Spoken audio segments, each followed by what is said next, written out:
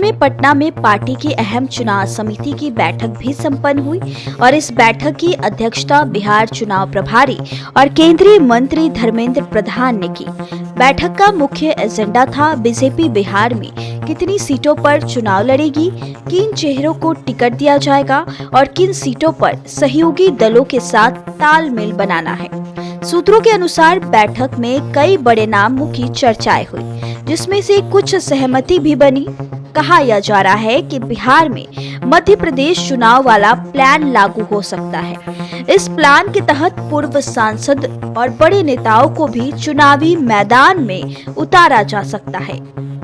बैठक में सबसे अधिक चर्चा का विषय रहे बिहार के उप मुख्यमंत्री सम्राट चौधरी।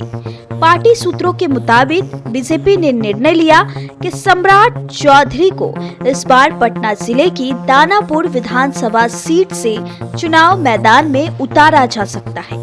वर्तमान में यह सीट आरजेडी यानी कि रीतलाल यादव के पास है, जो फिलहाल जेल में थे और कुछ दिन पहले ही वह जेल से बाहर भी आए।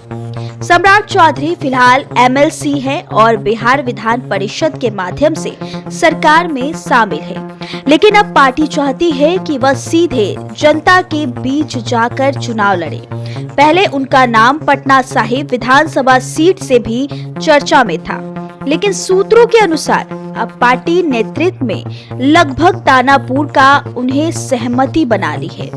पार्टी का मानना है कि सम्राट चौधरी की संगठन पर पकड़ और पिछड़े वर्गों में उनकी पैठ उन्हें इस सीट पर मजबूत दावेदार बना सकती है।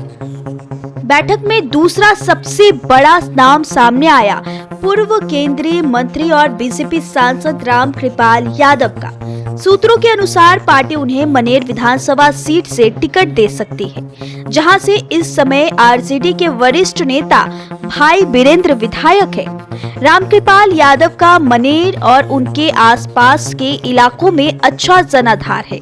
वह पिछले कई वर्षों से इस क्षेत्र में सक्रिय हैं। पार्टी चाहती है कि वह लोकसभा के अनुभव के साथ विधानसभा में भी पार्टी को सशक्त करे।